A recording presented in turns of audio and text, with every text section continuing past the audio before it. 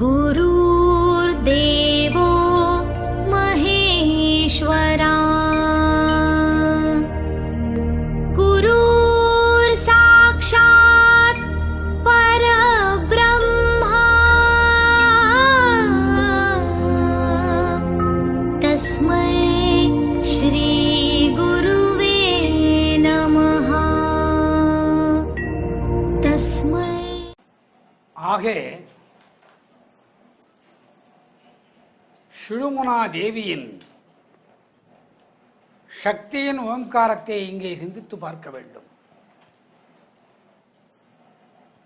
ஒவ்வொரு மகான்களும் ரிஷிகளும் இரண்டு போதனைகளை மக்களுக்கு கொடுக்கின்றனர். ஷகுனா நிர்குணா தத்துவம். பொய்கையாழ்வார், பேயாழ்வார், பூதத்தாழ்வார், பெரியாழ்வார், குலசேகராழ்வார்,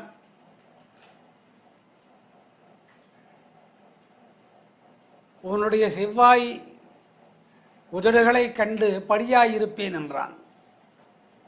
அங்கு கூட சத்வகுணத்திலே சுயநிலம், நான் இறைவன் அருகில் படிக்கல்லாக இருப்பேன் என்றான். இப்படி கூறத்தாழ்வார். அவரவர் காலத்திலே ஒவ்வொன்று காரியங்கள் நடந்தது. இவர்களெல்லாம் இரண்டு வகையான ஷகுனோ நிர்குணோ பிரம்மோ என்று ஆன்மீகத்தை தசவதாரங்கள் மூலியமாக சிவானந்த தத்துவத்தின்படி 63 நாயன்மார்களின் கதையின் வழியே இதை பறைசாற்றுகிறார்கள். உலகத்தில் முதன்மையான பணக்காரன் செல்வந்தன் போவது மண்ணுக்குள்ளே. அவன் உருவம் மாற்றப்படுகிறது. இருக்கும் வரை அவன் சகுன பிரம்மம், சென்ற பின் நிர்குண பிரம்மம். இதைத்தான் அனைவரும் மக்களுக்கு சக்தியின் வழிபாடாக விஷ்ணுவை முன்மொழிந்து விஷ்ணுவின் வழியாக லக்ஷ்மியை ஆதாரமாக வைத்து உலகியல் தொழுகைகள் நடந்து கொண்டு வருகிறது. இதுதான் வேதங்களின் சித்தாந்தம். இதுதான் வேதத்தின் சித்தாந்தம். ராமனுக்கே ஒரு தம்பூரா மீட்டிய பக்தன்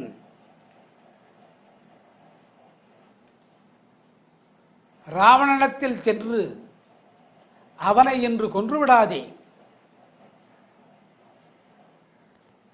இன்று ஓய்வெடுத்து நாளை வா என்று சொல்லிக் கொடுத்தான். அந்த தம்பூரா பக்தனை காண வந்தபோது ராமன் ஓரங்கலம் இருந்தானாம்.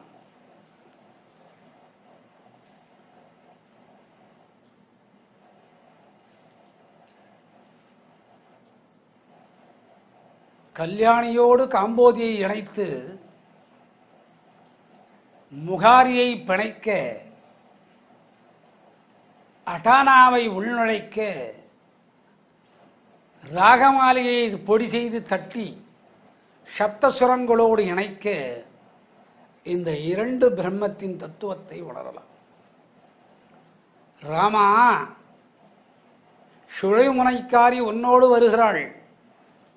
சக்தி என்ற பெண்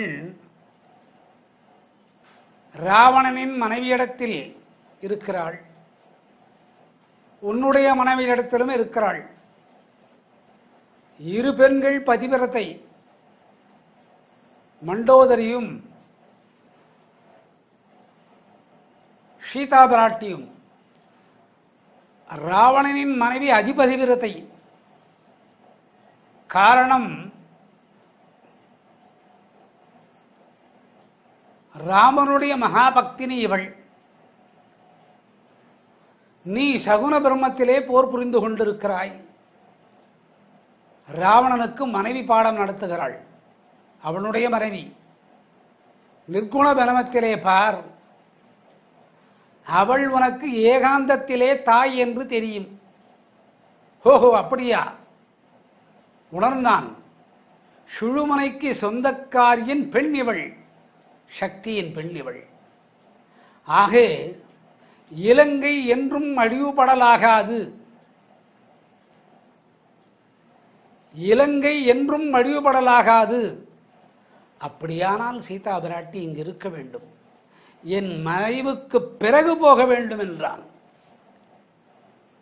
ராவணன் இருந்தது உருவத்தோடு கூடி சகுன பிரம்மம், ராவணன் மறைந்தபோது நிர்குண பிரம்மம். சக்தியின் சுழுமனைக்காரியான ஆதிபராசக்தி இருவர் உடலிலும் இருந்தாள்.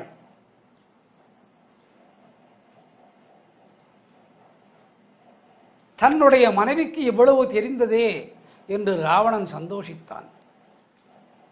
இந்த உடலை விட்டுவிடுவேனாக. அன்னை சீதா பிராட்டியே என்றான். அதற்காக ஒரு நாள் ஓய்வு. வாள் எடுத்தவன் வாளால் மீண்டு போவான், கோல் எடுத்தவன் கோலால் மீண்டு போவான். மரணம் என்பது பொருள். தீங்கு செய்தவன் தீங்காலே மாண்டு போவான். மற்றவன் குடியை கெடுத்தது இவன் குடியால் இவன் கெட்டு போவான். இது உலக நியதி. அந்த ஓர் இரவுக்குள்ளே ராவணன் தன் அழிவுக்கு பின் சீதா பிராட்டி இந்த இடத்தை விட்டு செல்ல வேண்டும் என்று வேண்டிக் கொண்டான்.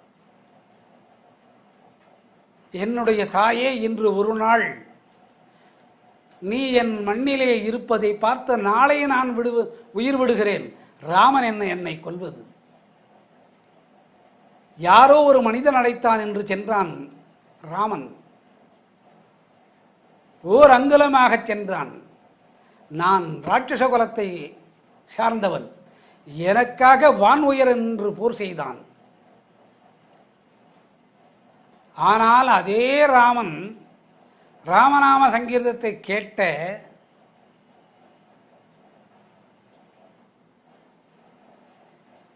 கேட்ட ராமன்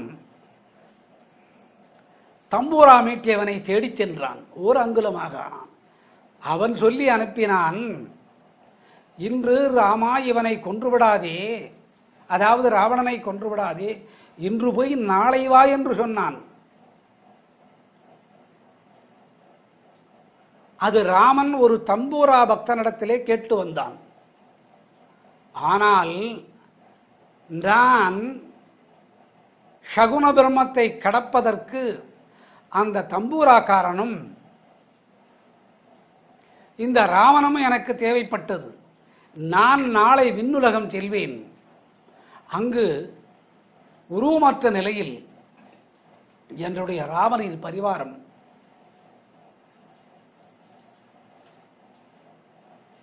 என்னுடைய தேவியான மகாசக்தியான அன்னையான சீதா பிராட்டியை தொழுவேன். என்றும் இலங்கையின் புகழ் ஓங்க வேண்டும் என்றான். இன்று வரை இலங்கை புகழ் ஓங்கிக் கொண்டுதான் இருக்கிறது.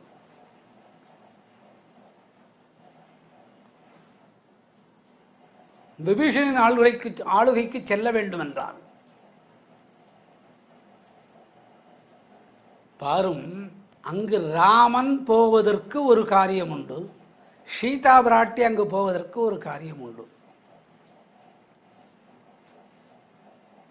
அரக்கன் ராவணன் உருவத்தை வைத்து கொண்டாடுபவன்,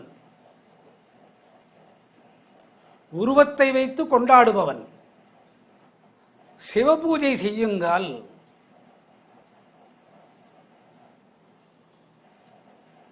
உயிர் பிரியாத வரத்தை கேட்டு பெற்றான். அப்பொழுது யாரோ ஒருவர் சங்கு உருவம் எடுத்தால் போல் இருந்தது. யாரென்று உற்று நோக்கினான் அந்த சங்குக்குள்ளே யாரோ படுத்திருந்தது போன்று தெரிந்தது. இது சங்குதானா என்று தொட்டு பார்த்தான். சங்கில்லை, அது ஒரு கார்கோடகன் பாம்பு. சங்கில்லை, அது ஒரு கார்கோடகன். அதில் ஒரு அழகிய உருவம் படுத்திருந்தது.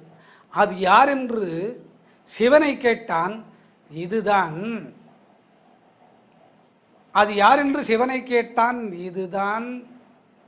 அரங்கன். அரங்கனின் மூலம் என்ன என்று கேட்டான். பரமபதத்திலே இருப்பவன். ஓஹோ, அப்படியா? உன்னை நான் நிர்குண ரூபத்திலே உருவமில்லாது வேண்டுகிறேன் என்றான். அதற்காக ராமன் உருவத்தோடு அங்கு சென்றான். அந்த சிலையை விபீஷணன் வழிபட்டான். நாடு கடந்து ரங்கம் வந்தது, ஸ்ரீரங்கமானது. நாடு கடந்து கீழ்திசை கடந்து மேல் நோக்கி ரங்கமானது, ஸ்ரீரங்கமானது. அங்கே இருந்த சீதா பிராட்டி லக்ஷ்மியாக குடல் வருகிறாள். அதனால் அந்த ஊருக்கு பெயர் ரங்கம், ஸ்ரீரங்கம். ராட்சசனாக இருந்த காலத்திலே, சிவபூஜை செய்த காலத்திலே, உருவமல்லாத நிர்குண தத்துவத்தில் சங்கு வடிவுக்குள்ளே, அதாவது சங்கு வடிவ மாதிரியான பாம்பனைக்குள் படுத்திருந்த அரங்கனை வேண்டினான். உருவமுள்ள சர்க்குண ரூபமான ராவணன். ராவணன் எந்த உருவத்தையும் எடுக்கலாம். அதுபோன்று வேதங்கள் கற்றவன். அதுபோன்று சிவனை தொழுது சிவனின் பத்தினி மேல் ஆணையிட்டு வரத்தை பெற்றவன்.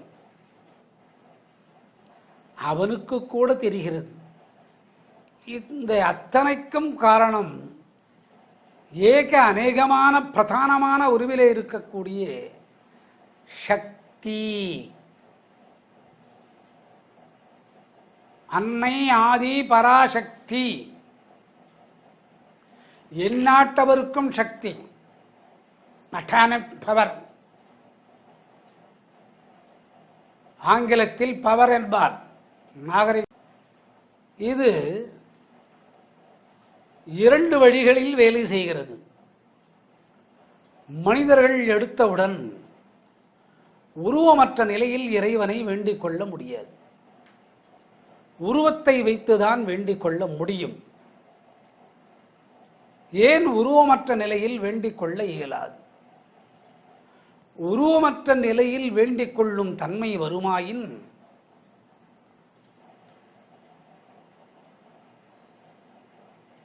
தமோ ரஜோகுணங்களுக்கு வடிவாக்கம் இல்லை. மனைவிக்கு உருவம் உண்டு, கணவனுக்கு உருவம் உண்டு, அங்கே பஞ்சபூதங்கள் உண்டு, இங்கே பஞ்சபூதங்கள் உண்டு, அங்கே பெண் குறி உண்டு, இங்கே ஆண் குறி உண்டு. இதனுடைய இயக்கம் உருவமுள்ள சகுன பிரம்மத்தோடு தொடர்பு.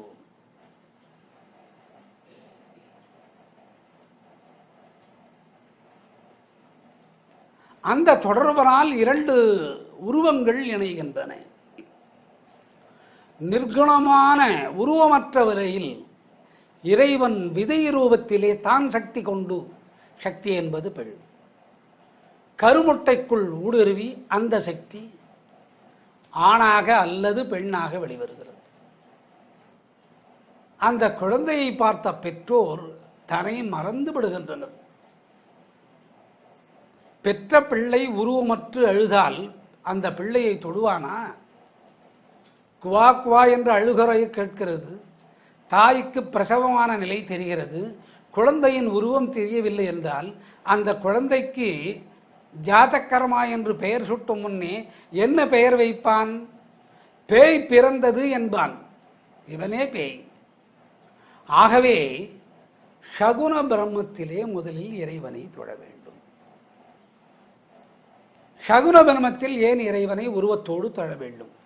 அதற்குள்ளே ஒரு பெண்ணின் சக்தி ஊடுருவுகிறது. அந்த பெண்ணின் சக்தியின் உருமாற்றத்தின் பெயர் என்ன? ஆதி.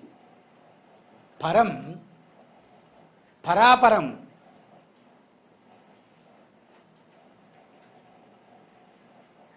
ஆதி பரம், ஆதி சக்தி இந்த இயக்கங்களோடு கூடுகின்றன. ஆகவே சகுன பிரம்மத்தின் முதலில் இறைவனை தொழுது வேண்டிய பலனை அடைந்து பின்புதான் நிர்குண வடிவத்திற்கு செல்ல முடியும். இது சித்தர்களும் போகர்களும் பகவான்மார்களும் ரமணர்களும் இதை கையாள்கின்றனர். நிர்குண பிரம்மம் விளங்கவில்லை. சகுன பிரம்மத்தில் இருக்கக்கூடிய மனிதன் தூங்கிக் கொண்டிருக்கிறான். 10 ஆண்டுகள் ஆனது திருமணமாகி. கனவு ஒன்று காண்கிறான். குழந்தை பிறக்கும், பிறந்தவுடன் திருமலைக்கு வாரும் என்று. கண்டது கனவு, நினைவல்ல. கண்டவன் மாண்டு விடுவது திண்ணம், பிறக்கப் போகக்கூடிய குழந்தையும் மாண்டு விடுவது திண்ணம். திடுமென்று எழுந்து இதுபோன்று ஒரு கனவு வந்ததே, நிர்குண வடிவில் இருப்பதற்கு இது பொருந்தாது. நிர்குண வடிவானது சகுன வடிவத்தோடு உருவம் கூடியதோடு தொடர்பு கொள்வது இறைவன். உருவமற்ற நிலையில் ஒளி வடிவத்தில் யாரோ பேசியது கேட்டது, யாரோ வந்தது கேட்டது. சகுன பிரம்மத்தில் இருக்கக்கூடிய மனிதன் தூங்கிக் கொண்டிருக்க காலத்தில் நடக்கிறது. இது கேள்வி பதில் சக்தியின் வழியாக வருகிறது. குழந்தையும் பிறந்து விட்டது, ஆனால் பேசியது யார் என்று தான் தெரியவில்லை. பேசியது என்று யார் என்று தெரியாத குரல் கேட்ட உடைமைக்கு சொந்தக்காரி சக்தி நிர்குண வடிவத்திலே வருகிறாள். ஆகவேதான் அவள் அனைவருக்கும் சொந்தக்காரி ஆகிறாள். வேண்டாம் என்று ஒதுக்கி தள்ளி அவள் தலையை கொய்து விட்டால் கூட அந்த தலை உன்னிடத்திலே பேசுகிறது, மகனே கீழான நிலைக்கு போகாதே என்று. அறுபட்ட தலை பேசாது, அது நிர்குண வடிவிலே பேசுகின்றது. உருவம் சென்றதற்கு பின்னும் மீண்டும் அணைந்து, மகனே நான் சொல்வதை கேள், இப்பொழுது குழந்தை பிறந்தாகிவிட்டது, ஏன் என் திருக்கோவிலுக்கு இன்னும் வரவில்லை? அப்பொழுது சகுன வடிவத்திலே உருவத்தோடு கூடிய படுத்துறங்கிய மனிதன் வேண்டுகிறான், நீ யார்? நீ யார்? போன முறை வந்தனை, ஆம் வந்தனை. இத்தகவலை சொன்னனை, ஆம் சொன்னனை. குழந்தை பிறந்தது, ஆம் பிறந்தது. திருக்கோயிலுக்கு வா என்று சொல்கிறாய், நீ யார் என்று கேள்வி கேட்க, இந்த கேள்வி இறைவனிடத்தில் பிறப்பதற்கு சகுன பிரம்மமான உருவம் தேவைப்படுகிறது. யாருக்கு முதலில் உருவம் தேவைப்படுகிறது? மனிதனுக்கு, ஆணுக்கும் பெண்ணுக்கும். ஒன்றுமில்லை, திருமலைக்காரன் நான் என்கிறான். ஐயா, உனக்கு எத்தனை கால் இருக்கும், எத்தனை கை இருக்கும் தெரியாது, ஒன்றும் வேண்டாம், நீ வா. மொட்டை ஒன்றடித்து காதும் குத்துகிறான். யாருக்கு காது குத்துகிறான்? திருமலை வாசனுக்கே மனிதன் காது குத்துகிறான்.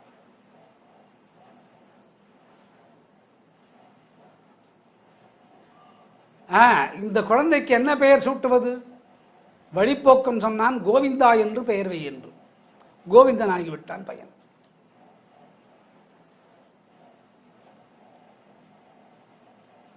ஆனால் உருவத்தை கண்டதில்லை. கோவிந்தன் என்று பெயர் சொல்ல சொல்லி பெயரும் வைத்து விட்டான். அந்த ரிஷிகேஷன் மாதவனுடைய உருவத்தை கண்டதில்லை இறைவன் நிர்குண வடிவமாகி உருவத்தோடு கூடிய மனிதனுக்கு இது போன்று அருள் செய்வதற்கு சக்தியாக இருப்பது இந்த அன்னை.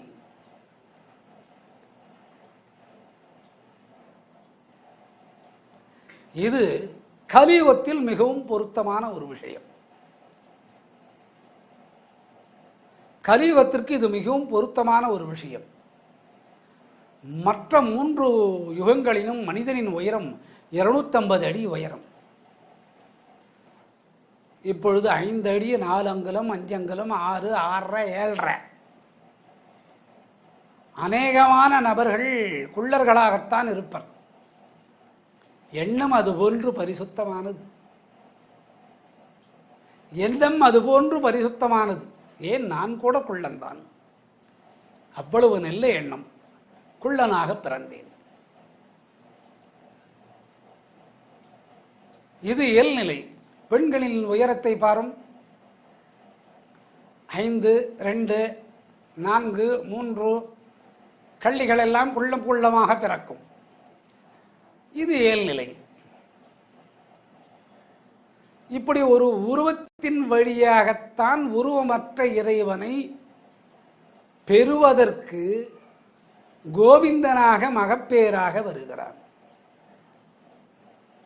இந்த கருவூலத்திலே அது நிற்கின்றது இதயத்துக்குள்ளே. யாரோ ஒருவன் வந்தான், கோவிந்தன் என்று பெயர் வைத்து விட்டு சென்றான்.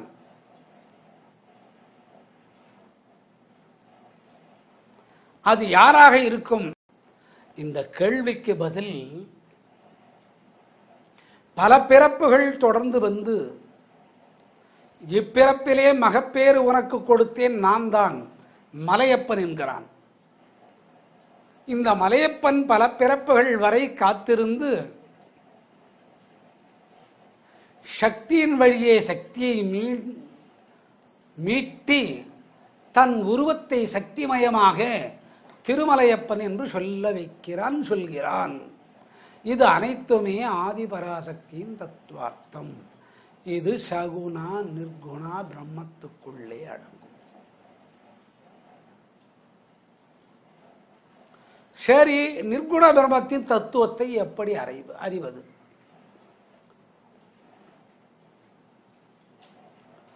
ஆராதனை.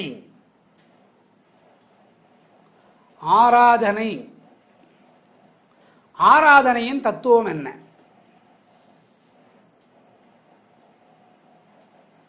திரியிட்டு தீமுட்டி அந்த தீதனை சட்டியாக்கி ஒரு உருவத்தோடு கூடிய இறையன்பால் காட்டக்கூடிய காலத்திலே வாய்மலர்ந்து சக்தி என்று சொல்ல வேண்டாம். அந்த சக்தியானது ஆராதனைக்குள்ளே அடங்குகிறது. அந்த சக்தியானது ஆராதனைக்குள்ளே அடங்குகிறது. ஆராதனையில் அடங்கிய மனது சகுன பிரம்மத்தின் போர்வையை போற்றிக் கொண்டு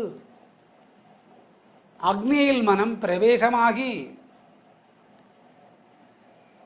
உருவமான ஆதிபராசக்தி தன் உருவத்தை மறைத்து கொண்டு சக்தி என்ற சிறு குழந்தையாகி அந்த சட்டியில் எரியக்கூடிய பிம்பமான அக்னிக்குள்ளே அடங்கி வருகிறாள் என்று தெரிகிறது. இதுதான் வேதாந்தம். இவை அனைத்துமே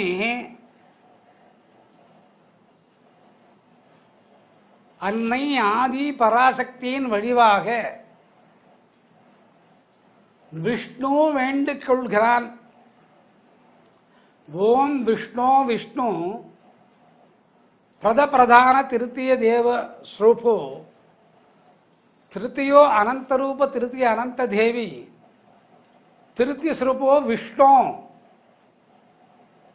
சிவோ திருத்தியானந்த சக்தி கனக சுந்தரி கான கான கான கானஸ்லோக கனகரூபிணி கனகதுர்கே கானானந்த கானானந்த கனகதுர்கே லக்ஷ்மி விஷ்ணு பூஜா சக்தி தேவி தேவி ஆதிபராசக்தி மாதா பாதனமோஸ்துதி.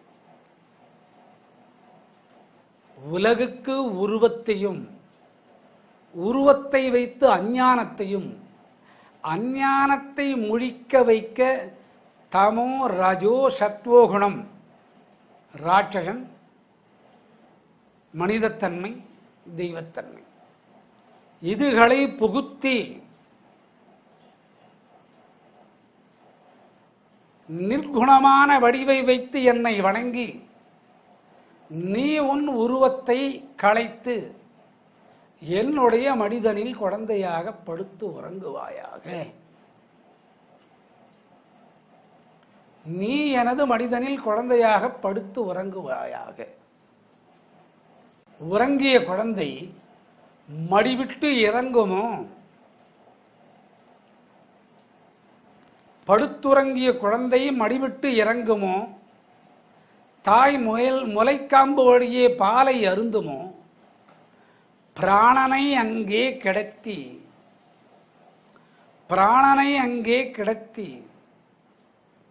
கிடத்திய பிராணத்துக்குள் உடலற்ற நிலை சுழுமுனை நாடி இடைப்பிங்களியை சித்தரித்து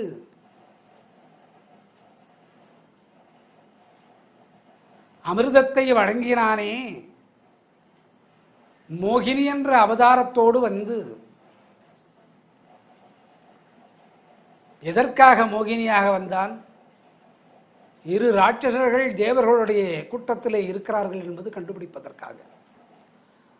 அந்த அரக்கனின் தன்மையை விடுத்து ஒழிந்து தாயின் முலைக்காம்பு வழியே ஒழுகும் பாலை அருந்தாது சகுனத்தின் அதாவது உருவம் உள்ள நிலையை கடந்து உருவமற்ற நிலையில் நிர்குணமாகி தாய்மடி என்று சொல்கிறோமே, அந்த ஜோதி மடிக்குள்ளே மனிதன் அடங்குகிறான். இது அடக்குவது ஆராதனை. ஆராதனையின் காலம் காலை மாலை, சந்தி கூடும் வேளை, சூரியன் அடங்கி சந்திரன் மீட்டு வரும் வேளை, சூரியன் அடங்கி சந்திரன் மீட்டு வரும் வேளை. இதெல்லாம் அன்னையை பாடம் நடத்தினால் உண்டு. சராசரி மனிதனுக்கு இது தெரியாது. அன்னை பாடம் நடத்தினால் உண்டு, சராசரி மனிதனுக்கு முடியாது. ஆகவே இந்த 3 குணங்களின் தத்துவத்திலே இறைவனை வழிபடுகிறோம். வேண்டுதலுக்கு மட்டுமாக தமோகுணம், ரஜோகுணம் வேண்டுதல் முடிந்து விட்டது, அப்பா நாளை முதல் கோயிலுக்கு செல்ல வேண்டியதில்லை. சத்வகுணம் அன்னை கொடுத்தாள், அந்த கோயிலின் தொடர்பு இருக்க வேண்டும். அது நிர்குண பிரம்மத்தின் வடிவிலே கொண்டு போய் சேர்க்கின்றது. இது ஆராதனை வழியாகத்தான் நடக்கிறது. அந்த ஆராதனைக்கு கானமழை என்று சொல்லக்கூடிய தத்துவார்த்த விசாரம் வேண்டும். மந்த்ரா, யந்த்ரா, தந்த்ரா, மந்திரங்கள் வாய் வழியாக ஓசை நயம்பட சொல்வது. தந்திர ஆராதனைகள் வழியாக இந்த ஆராதனை செய்கிறேன். யந்த்ரா இறைவனை வடிவாக்கி, வரியின் வடிவு. பத்திரிகை எழுதியாகிவிட்டதா? எழுதியாகிவிட்டது. மேலே பிள்ளையார் சுழியை போடும்.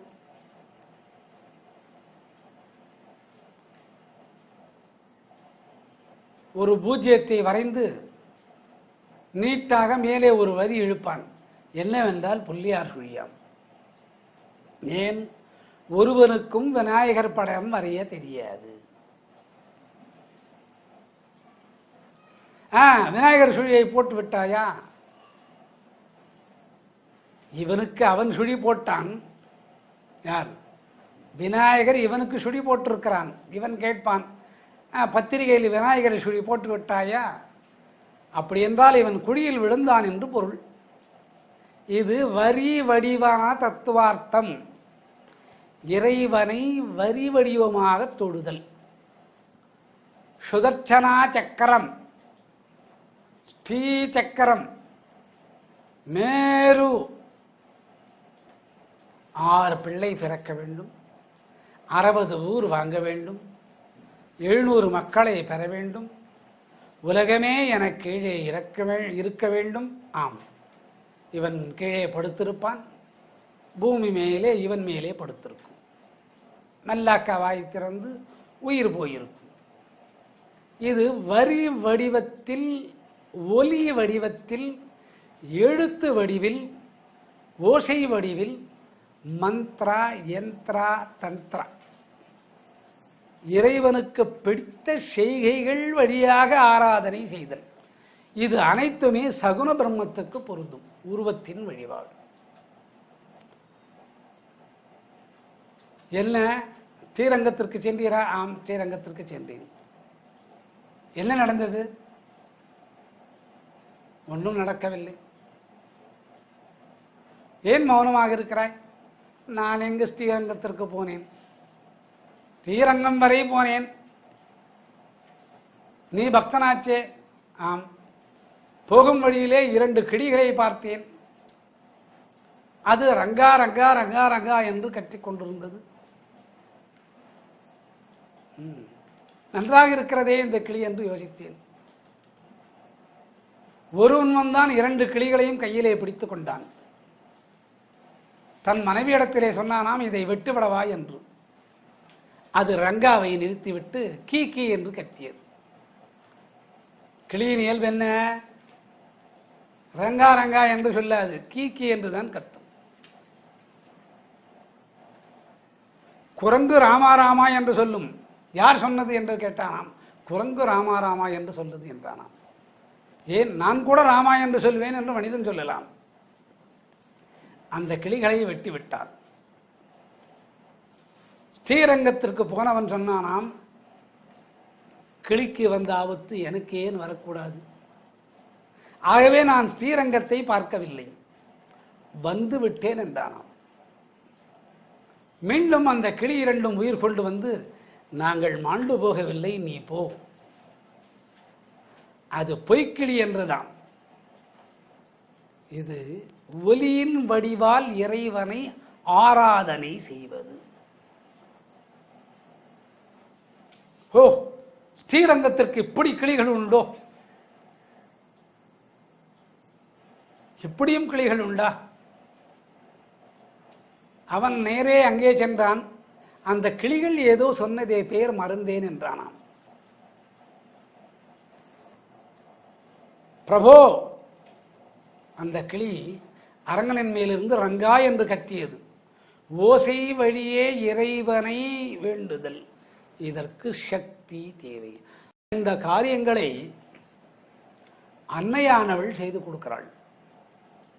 இது அனைத்துமே சகுன பிரம்மத்தின்படி ஆராதனை முதற்கொண்டு ஒரு குருவை வைத்துக் கொள்கிறோம். குருவை வைத்துக்கொண்டு தொழுவது, இது ஒன்றுதான் இப்பொழுது எங்களுக்கு கேடு. அவன் மூஞ்சை பார்த்து சகிக்கவில்லை. ஏன், ரங்கன் மூஞ்சி மட்டும் அழகாக கொண்டு இருக்குது? அவன் படுத்து கொண்டுதானே இருக்கிறான். அவனை ஏன் பார்க்க செல்வது? ஏதோ லாபம் வரும் என்றுதான். குருவை பார்ப்பதால், ஆசானை பார்ப்பதால் சகுன பிரம்மத்திலே உருவ வழிபாட்டுக்குள்ளே இருக்கக்கூடிய விகாரம் கலைகிறது. விகாரம் கலையவில்லை, ஆசானின் மூஞ்சே விகாரமாக இருக்கிறது. சிந்திக்க வேண்டும். இங்கே விகாரத்தை அழிப்பவன் ஆசான், அவனே விகாரமாக தெரிகிறான் என்றால் சகுன பிரம்மத்தின் வேண்டுதல் சீரான நிலை இல்லை என்பது பொருள். இதற்கு ஆராதனை ஆசான் வழியாக செல்ல வேண்டும். ஆசானின் சக்திக்குள்ளே 2 கூறுகள் அகப்படுகிறது. ஒன்று சகுனத்தின் சக்தி, இன்னொன்று நிர்குணத்தின் சக்தி. உருவத்தை கடந்து உடலை விட்டு அஷ்டமா சித்திகளை வைத்து கடந்து அருவத்தின் நிலை சென்று அருவமும் உருவமும் மேல் தாங்கி இறைவனின் உருவத்தோடு அவனையும் அருவற்ற நிலையில் எப்படி தரிசித்து உள்ளே புகுவது என்பதுதான் இந்த ஆராதனை. அதைத்தான் லக்ஷ்மி விஷ்ணு பூஜா சக்தி தேவி தேவி ஆதி பராசக்தி மாதா பாதநமஸ்துதே என்கிறான். அதற்காகத்தான் கண்ணை மூடி அரங்கத்துக்குள்ளே தூங்குகிறான் ஸ்ரீரங்கன். பெண்ணிருவர் ஒன்று சேருவார் என்று யார் யார்? சக்தியும் மகாலட்சுமியும்.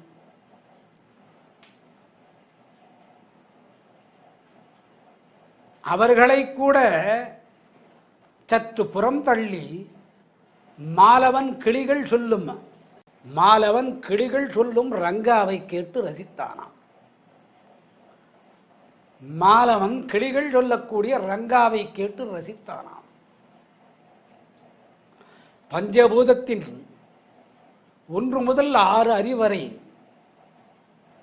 தேவரும் ராட்சசரும் கிங்கணரும் சூர்யாதியும் மனுவும் பிரஜாபதியும் பிரம்மாவும் சிவனும் எவ்வழியாவது இறைவன் சகுன நிர்குண 2 வரிகளுமே தென்படுவான். இந்த மகா தத்துவதான் அன்னை மகாசக்தி. இவளுக்கு சக்தி என்று பெயர். இதை வழி நடத்து காட்டுகிறாள்.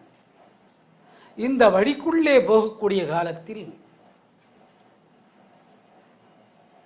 கோட்களின் கிரமத்துப்படி ஆயுளின் தன்மை கூடுகிறது. பதி என்று சொல்லக்கூடிய அன்னையின் பிரபாவம் ஒன்றை ஆக்குதல் அவளுடைய கர்ப்பம், அதை காப்பாற்றுவது அவளுடைய பதி. அந்த பதி என்ற சம்பத்து கிடைக்கிறது. உற்ற தோழனாக அர்ஜுனன் போல் கண்ணனாக தோழரின் நிலை கிடைக்கிறது. 4 வேதத்திலே சொல்லப்பட்டு மறைக்கப்பட்ட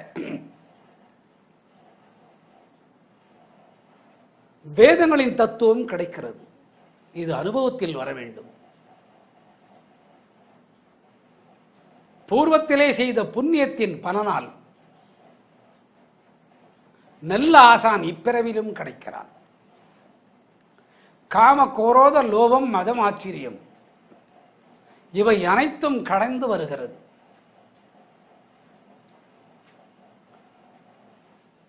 இவைகள் கடந்து வர சகுன நிர்குண பிரம்மத்தின் வடிவே நல்ல கணவன் மனைவி அடைகிறான். கணவன் எதுபோன்றும் இருக்கலாம். சக்தியின் நிலை கொண்ட பெண்கள் நல்ல மனைவியாக அமைகின்றார்கள். மனவாழ்க்கையின் சீர்துவக்கம் என்பதே சகுன பிரம்மம் உருவங்கள் 2 ஒன்றாகிறது. இருவரின் ஆயுள் தன்மை நீட்டிக்கப்படுகிறது. ஏன்? தெய்வத்தின் நிர்குண வடிவமான உருவமற்ற வடிவத்தை இருவரும் தொழுவது. ஒரு மன்னன் மாண்டு போகும் நேரம் வந்ததாம். மனைவி வெங்கடமலைக்கு விளக்குக்கு எண்ணெய் எடுத்து சென்றாள். மனைவிக்கு கணவன் மேல் கொள்ளை ஆசை. கணவன் சொன்னானாம், அங்கே ஜோதியை ஏற்றுவிட்டு வாடி, நான் அந்த ஜோதிக்குள்ளே கலந்து விடுகிறேன் என்றானாம். அண்ணலே நான் எப்படி செல்வேன் என்றாலாம் அந்த பெண். செல் என்றான், சென்றாள். அது பதி. அங்கு சென்று விளக்குதனை ஏற்றினாள். 2 சொட்டு கண்ணீர் அந்த எண்ணெயிலே விட்டது. அன்னை மகாலட்சுமி அழுது மாலவனை எழுப்பி யமனை தள்கே என்றானாம். யமன் தள்ளிச் சென்று விட்டான்.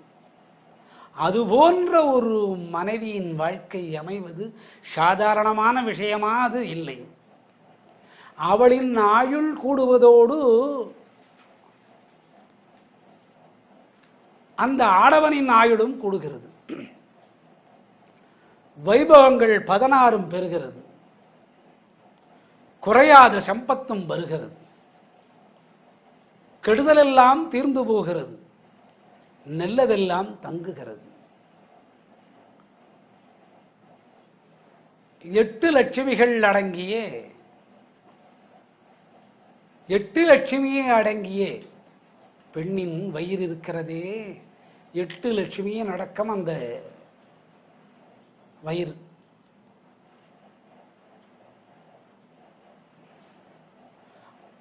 அந்த 7 லட்சுமிகளும் அந்த கிரகத்து மாதடத்திலே குடிகொள்கிறார்கள். கும்பகலசே என்பது இதற்கு பெயர்.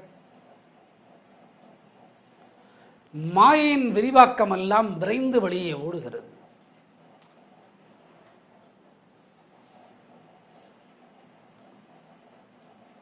கணவன் மனைவியும் இணைந்து திருப்பணி செய்து உருவமில்லாத இறைவனை உருவத்தோடு சிலையாக நிற்க வைத்து தான் கண்ட சகுன பிரம்மத்தை தாண்டி நிர்குண பிரம்மத்திற்கு அழைத்து செல்கிறார்கள். இத்தனை பலனும் அன்னை சக்தி கொடுக்கிறாள். இந்த யுகத்திற்கு சக்தி யுகம் என்பது பெயர். இது அன்னை ஆதிபராசக்தியின் அனைத்து செயல்களும் இதுதான். இது ஒரு சாதாரணமான விஷயம். கானானந்த கனகதுர்கே செல்வம் கொழிக்கிறது. லக்ஷ்மி விஷ்ணு பூஜாசக்தி. லக்ஷ்மியும் விஷ்ணுவும் அன்னையை 6 காலையும் செய்து உருவம் அல்லாத நிலையை விளக்கி அந்த சக்திதனை தேவியாக, சக்தி தேவியாக, அவளுடைய பாதங்களுக்கு தேவி ஆதிபராசக்தி மாதா பாத நமோஸ்துதே. இது 9வது ஸ்லோகத்தின் விரிவாக்கம். 4 பகுதிகளாக சொல்லி முடித்திருக்கிறோம். அடுத்தது 10வது ஸ்லோகத்திற்கு சற்று பொறுத்திருந்து செல்வோம்.